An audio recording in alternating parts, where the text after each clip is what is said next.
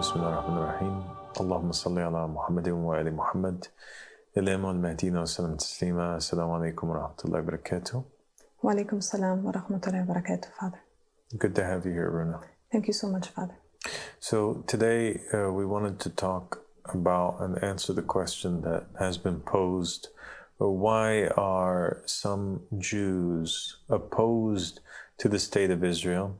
And why are they opposed to the war against the Palestinians and actually standing with them? And the answer to that is simple. The Jews are divided amongst themselves. You have one group of Jews that are accusing the other group of Jews of being non-believers.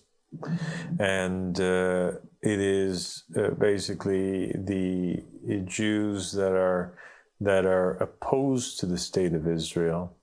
They oppose the state because they say that they believe in the supremacy of God.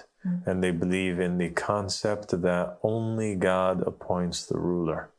And so they say that they are the true believers in the Old Testament, in the Hebrew Bible, and that God gave them a command that they be exiled, that they had to leave. He's the one who sent them out of the land of Israel, and that they are not allowed to go back into the land of Israel except under the Messiah, or with that man who is appointed by Allah subhanahu wa ta'ala. So they're only allowed to return to the land when they have a leader who is appointed by God, which now they don't have. God has taken away from them the divinely appointed ruler or guide as a punishment for their atrocities that they had committed from the killings of the prophets and the messengers, whether the stoning of Zechariah or the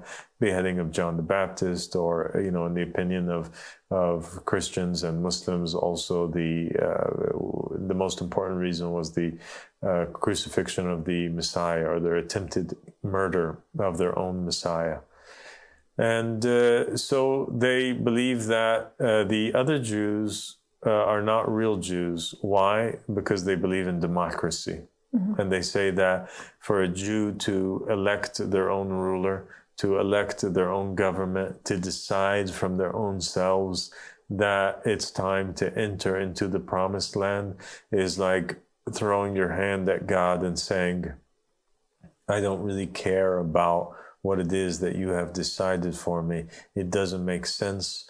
And they say that this is proof that they don't believe. And so they're not real Jews. They're actually atheists. And they literally call them atheists that are hiding underneath the guise of being Jews. And so that, in short, is the answer. You have two types of Jews. One type of Jew that is, believes that they have a right to be in Israel today, and they are fighting in this war against the Palestinians. Another group of Jews that believe that those and are accusing those of being atheists and fake Jews, and they're saying that a true Jew only believes in the supremacy of Allah subhanahu wa ta'ala and doesn't take from anybody except for the proof of God. Yeah, makes sense. I mean, since the Jews are proud to follow a lot of rules, very down to the details of their life, it's extremely strange that they would disagree on needing to have a leader before they build a state. Yeah, it makes total sense. And they obviously they have many reasons and proofs for their belief, and one of the most important proofs to that kind of is there across all of the religions, Judaism, Christianity, and Islam, is this story of Saul and his appointment.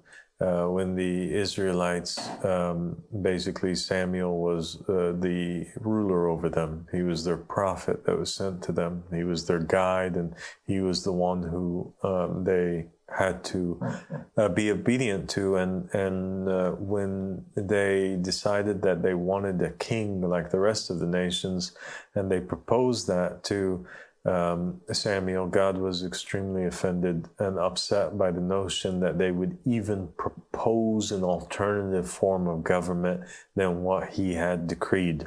But yet, because they went back to him, he appoints over them Saul as a king, but tells them that they're going to suffer and they're going to see why this is not a good idea. And so for the Jews in Israel, the Zionist government to disregard this story and disregard God's attitude towards all of those who try to propose alternative governments or follow people that were not appointed by God.